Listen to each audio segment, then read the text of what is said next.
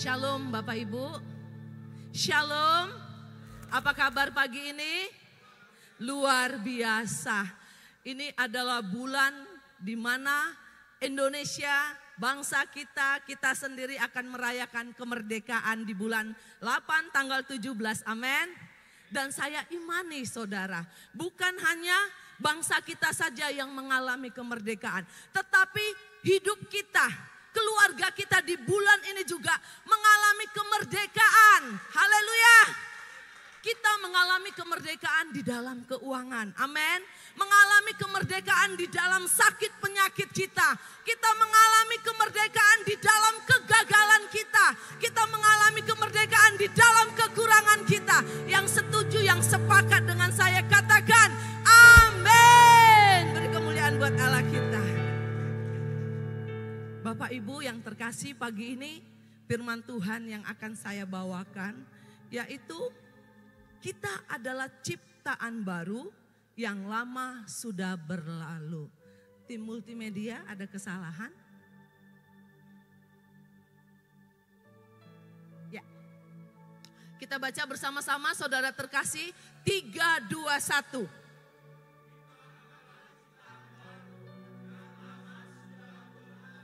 Amin.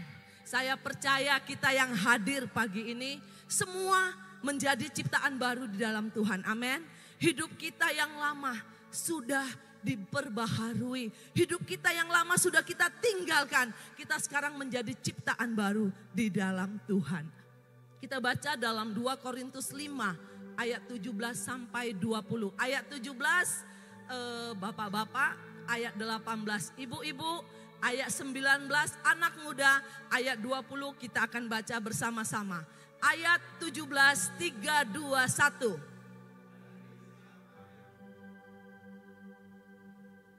Ya, kita ulangi ya. 2 Korintus 5 ayat 17 sampai 20. Ayat 17, bapak-bapak, 3, 2, 1.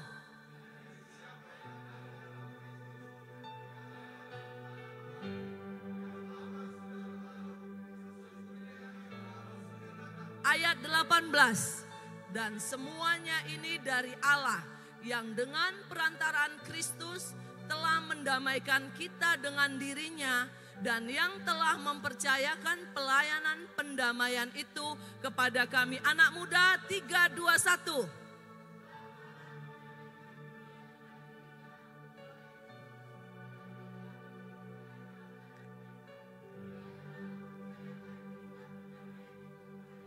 Ayat 20 kita baca bersama-sama saudara terkasih 3, 2, 1. Jadi kami ini adalah utusan-utusan Kristus. Seakan-akan Allah menasehati kamu dengan perantaraan kami dalam nama Kristus. Kami meminta kepadamu, berilah dirimu didamaikan dengan dengan Allah. Ya, ciptaan baru. Kalau kita renungkan saudara, ciptaan baru itu mungkin Tuhan menciptakan kita sekali lagi, bukan. Ciptaan baru yang dimaksud di sini adalah hidup baru dalam Tuhan. Dalam Roma 6 ayat 4 dikatakan, dengan demikian kita telah dikuburkan bersama-sama dengan Dia oleh baptisan dalam kematian, supaya sama seperti Kristus telah dibangkitkan dari antara orang mati oleh kemuliaan Bapa. Demikian juga kita akan hidup dalam hidup yang baru. Arti dari ciptaan baru yang sesungguhnya adalah kita mati, dikuburkan dan dibangkitkan kembali bersama Yesus Kristus. Manusia lama kita sudah ditanggalkan. Disinilah segala kenajisan, segala kejahatan ini akan ditanggalkan saat kita menjadi ciptaan baru di dalam Kristus Yesus. Pertanyaan saya, apakah kita yang hadir ini sudah menjadi ciptaan baru di dalam Kristus? Amin, yakin? Nanti jawabannya saudara ya. Nah, selanjutnya apa itu ciptaan baru? Ya, cara Tuhan mengubah hati dan pikiran kita sehingga hidup kita berubah. Yang pertama sekali saudara, yang Tuhan ubah itu adalah roh atau hati dan pikiran kita diperbaharui. ini adalah hati manusia lama, ya. Manusia lama, ciptaan lama. Sementara ini adalah hati manusia baru. Mengapa Tuhan mengubah hati kita yang gelap, yang hitam, yang penuh dengan dosa terlebih dahulu? Karena di dalam hati ini adalah pusat kehidupan. Amin saudara. Dari hati kita terpancar kehidupan. Bila hati kita jahat, maka pikiran kita jahat dan tindakan kita juga akan jahat. Tapi sebaliknya, bila hati kita benar, pikiran kita benar, maka tindakan kita benar. Karena itu Allah mengubah hati kita dulu.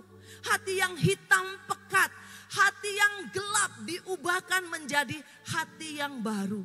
Yang dulu pada manusia lama kita masih ada dusta, masih suka marah-marah, masih suka berkata kotor, masih ada kenajisan, masih ada kemabukan, masih ada perjinahan, masih ada dusta. Sekarang setelah kita diubah menjadi manusia baru, apakah semuanya ini masih ada dalam hidup kita saudara? Ayo jujur. Apakah kita masih suka berdusta? Bro, di mana? Oh, udah jalan padahal masih di rumah. Itu dusta, ya. Dusta kecil, dusta besar itu tetap berdusta, ya. Apakah kita masih marah-marah, hilang kendali? Padahal kita sudah menjadi ciptaan baru. Kalau manusia lama itu enggak ada di tempat ini. Manusia lama itu manusia yang belum menerima Yesus sebagai Tuhan dan Juru Selamat. Sementara kita yang hadir di tempat ini, yang tadi memuji memuliakan Tuhan, kita ini sudah ciptaan baru.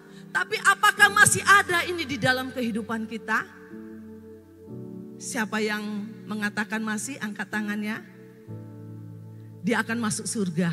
Tapi tidak ada satu orang pun yang mengaku, amin. Saya mengaku Tuhan masih ada, ya masih ada. Walaupun kita sudah ciptaan baru, kita masih ada dustanya. Walaupun itu kecil seperti tadi, bro, udah di mana, kami udah nunggu lama ini. Iya udah di jalan, padahal masih di rumah. Itu tetap dusta, masih berdusta, masih suka marah-marah. Tapi saudara yang terkasih, saat kita sudah menjadi ciptaan baru, ya dusta kita itu sudah kecil. Walaupun itu masih dikatakan dusta, masih dikatakan dosa. Marah-marah kita itu mungkin sudah bisa dikendalikan, tidak sampai membawa kepada dosa, ya. Mungkin marah-marahnya begini, Ando, kenapa kamu gak belajar? Kan habis uang mama, belajar dong Ando.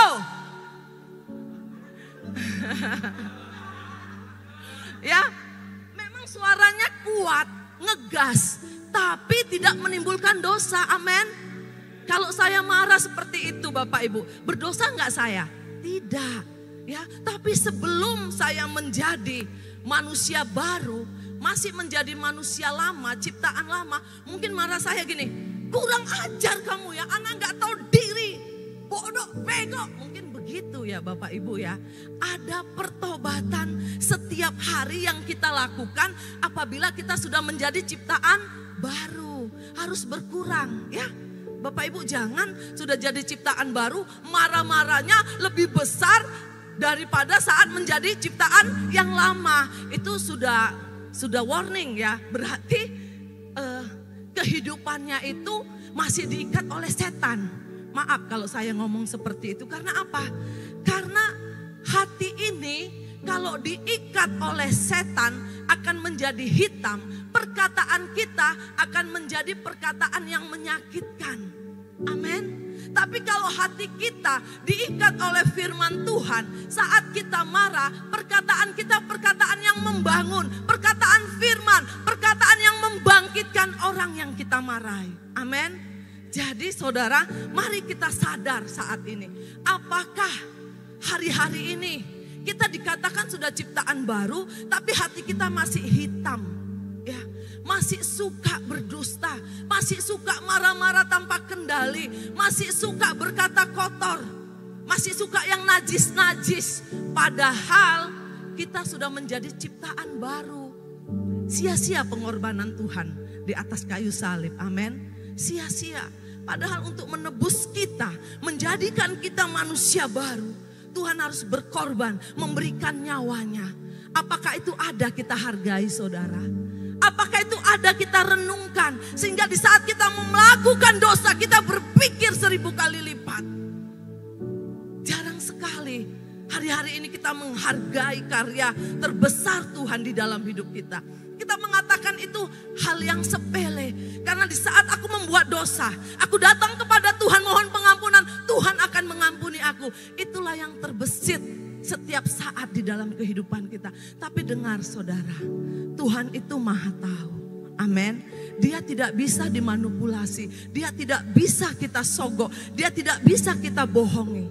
Karena dia tahu hati kita yang sebenarnya. Kita baca bersama-sama saudara. 3, 2, 1.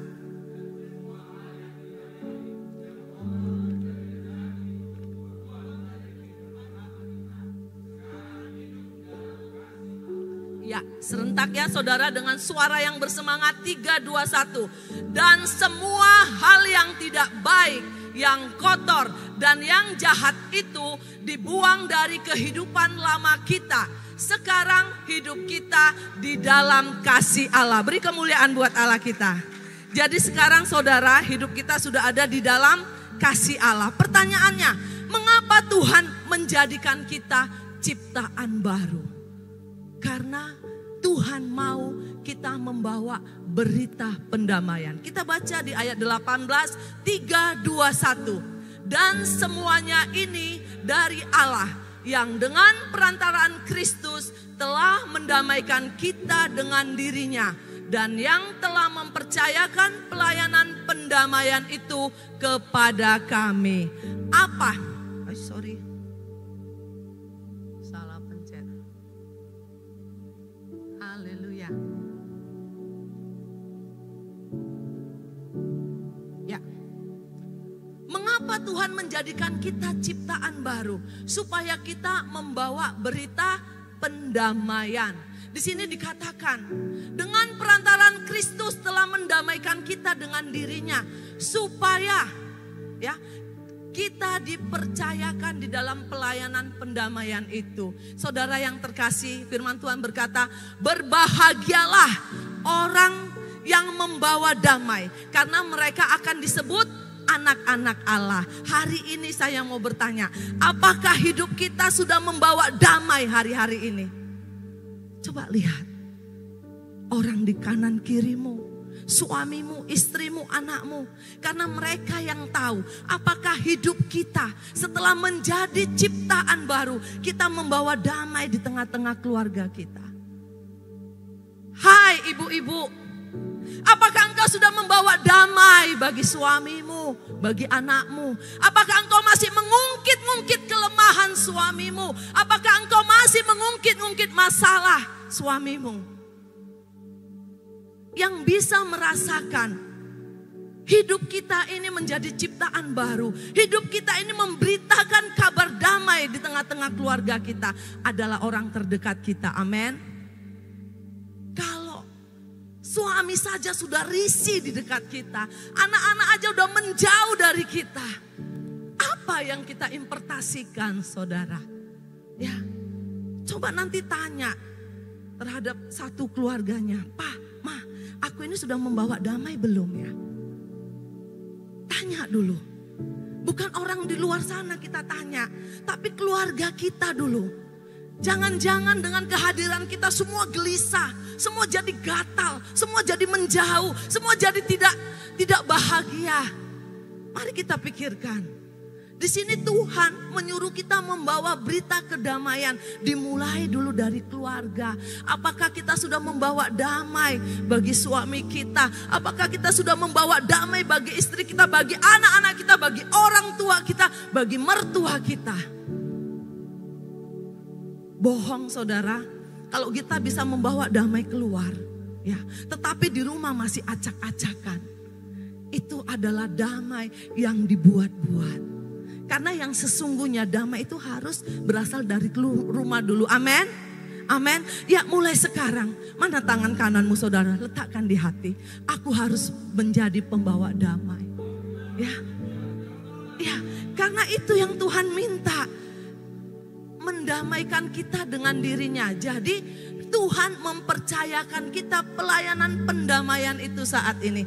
Jangan ada yang takut, jangan ada yang minder. Karena Tuhan sudah percayakan kita untuk memberitakan pendamaian itu di seluruh dunia. Jangan bilang, Tuhan aku manusia terbatas. Tuhan aku sepertinya enggak layak. Aku sepertinya enggak bisa Tuhan. Tuhan sudah percayakan. Kalau Tuhan sudah percayakan, apakah kita bisa dipercaya? Itu pertanyaannya. Tuhan sudah berikan kita mandat untuk menjadi pembawa damai. Sekarang pertanyaannya, mau nggak kita menerima kepercayaan itu dari Tuhan? Menjadi pembawa damai bagi sesama kita. Mau nggak kita? Tuhan nggak lihat siapa kita. Tuhan nggak lihat kekurangan kita. Musa saat dia mau memimpin bangsa Israel. Musa bilang, Tuhan aku orang yang fasih lidah.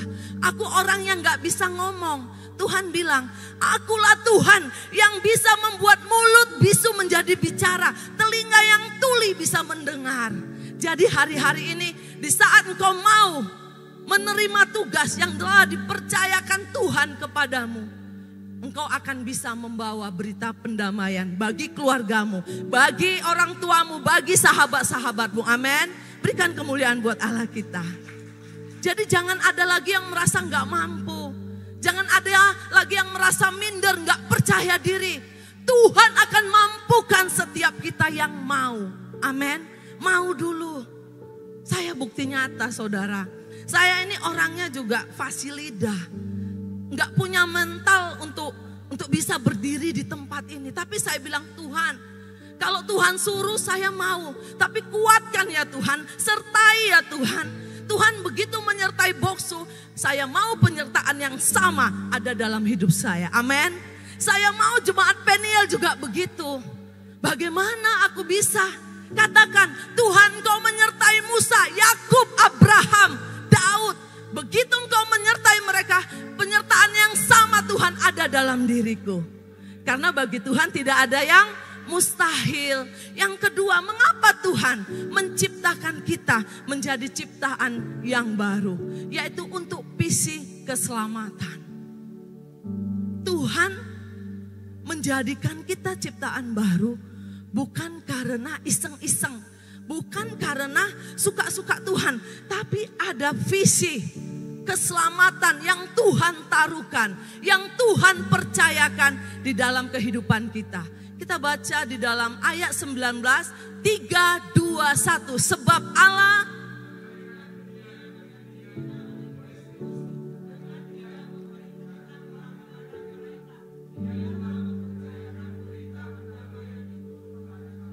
ya, Tuhan telah mempercayakan berita pendamaian itu kepada kami. Kami kita ganti dengan saya. Amin. Tuhan telah mempercayakan berita pendamaian itu kepada saya. Kita adalah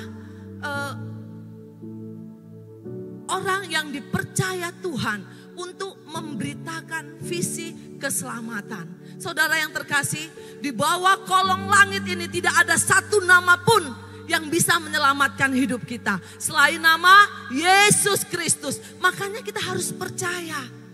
Tuhan berkata, jadikanlah seluruh bangsa muridku dan baptislah mereka dalam nama Allah Bapa dan Anak dan Roh Kudus, di dalam nama Yesus Kristus Tuhan. Apakah visi Tuhan itu sudah kita lakukan saudara? Visi keselamatan itu apakah sudah kita lakukan saudara?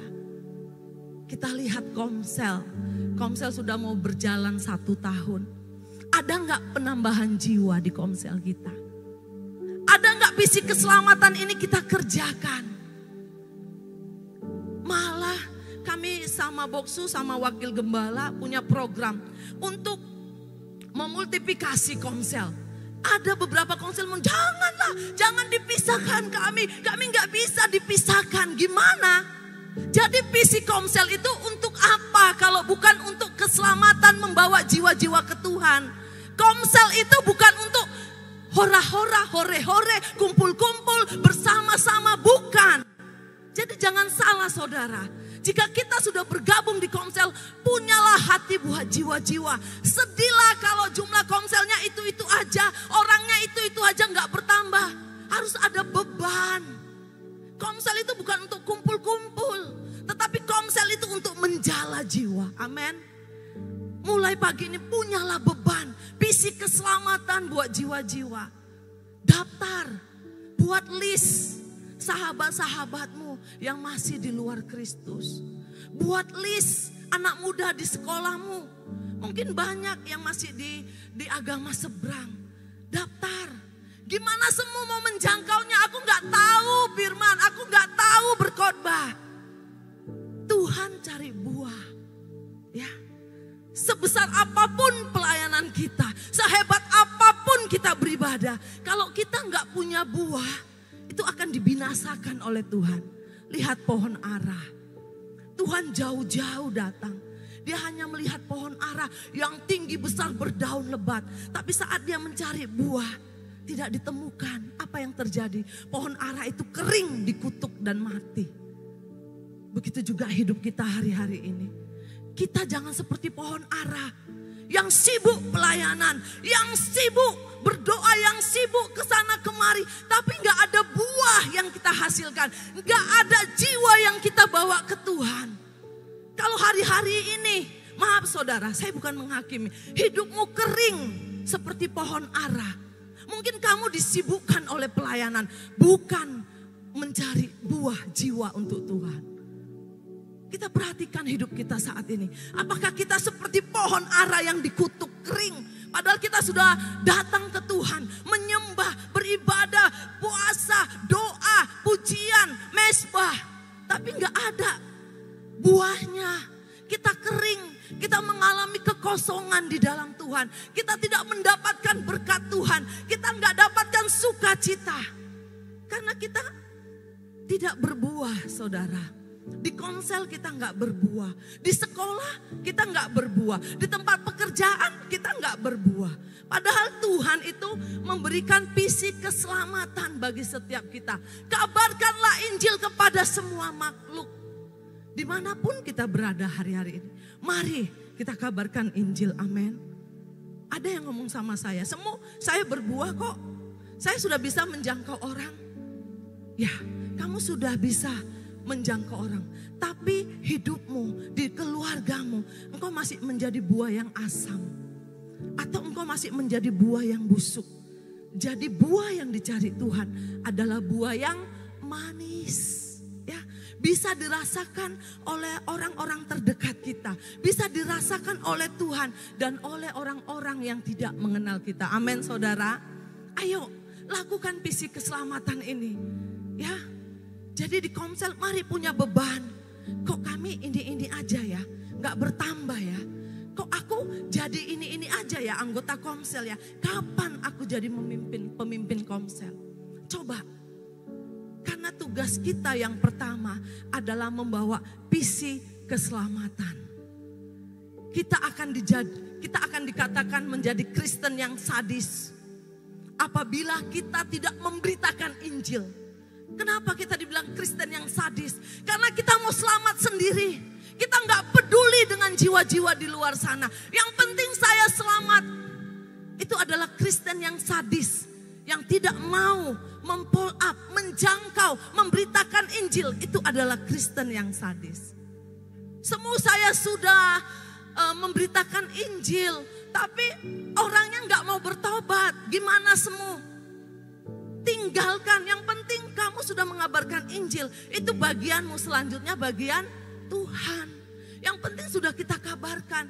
Kalaupun orang yang kita pull up, yang kita jangkau belum bertobat, mungkin mereka melihat kita, buah kita masih asam, buah kita busuk, buah kita kecut. Mari kita berubah. Yang tidak sabaran menjadi lebih penyabar. Yang tadi tidak peduli, lebih jadi peduli. Yang tadi suka marah-marah, lebih tidak marah-marah lagi. Amin. Karena di dalam penjangkauan itu yang dilihat buah, saudara. Bukan pandainya kita memberitakan Injil. Bukan pintarnya kita bersaksi. Tapi buah kita manis nggak dilihat orang yang kita jangkau, yang kita injili, yang kita muridkan. Mari berbenah. Amin. Ayo, selanjutnya, mengapa Tuhan menjadikan kita ciptaan baru? Ada tugas dan suratan Kristus. Kita baca ayat 20, 3, 2, 1.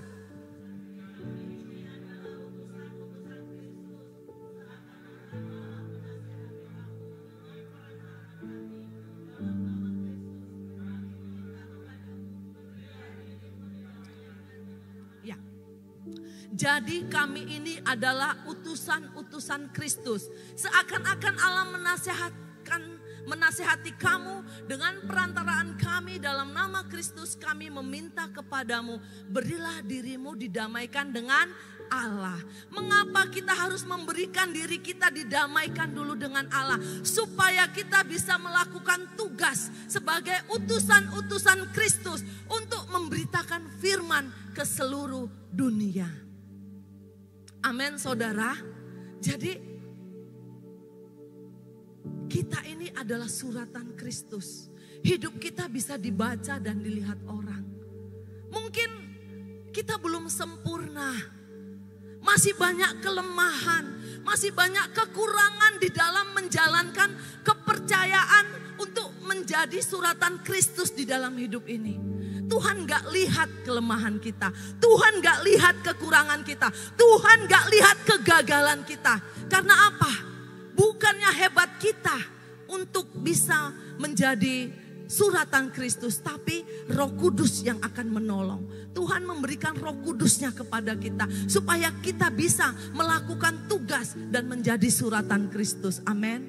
Jadi jangan ada yang terintimidasi. Aku belum bisa, hidupku masih seperti ini Tuhan. Aku gak mampu Tuhan. Aku orang yang minder. Aku orang yang tidak percaya diri. Aku orang yang gak punya. Gimana Tuhan aku mau menjadi utusan-utusan Kristus? Gimana Tuhan aku mau menjadi suratan Kristus? Saudara yang terkasih, di atas mezbah Tuhan hidup kita akan dipulihkan. Amin. Punyalah mezbah saat teduh. Makanya setiap hari Boksu selalu mengirim firman supaya kita bangun, supaya kita membaca firman, supaya kita menyembah, memuji dan berdoa, memohon kekuatan yang daripada Tuhan untuk kita bisa melakukan tugas dan menjadi suratan Kristus. Kita yang hadir di sini adalah suratan Kristus, gambaran Kristus. Kita yang dilihat orang. Hidup kita yang dibaca orang. Apakah kita benar-benar sudah menjadi utusan-utusan Kristus untuk mengabarkan keselamatan? Pagi ini jangan kita menjadi anak sulung di rumah Tuhan yang sibuk melayani, yang sibuk komsel, yang sibuk berdoa. Itu salah tidak. Tapi ada yang prioritas, yaitu apa? Menghasilkan buah, menjangkau jiwa. Amin. Jadi di saat kita melayani, kita juga harus punya beban buat jiwa-jiwa. Saat kita semua mempunyai beban yang sama, gereja ini tidak akan cukup lagi. Kita akan 2, 3, sampai 4 kali shift untuk kemuliaan Tuhan. Amin. Haleluya. Ayo punyalah beban. Anak muda, ya, punyalah beban. Bagaimana supaya temanmu ikut engkau? Belajar sungguh-sungguh, jangan suka menyontek, jangan suka terlambat, ya.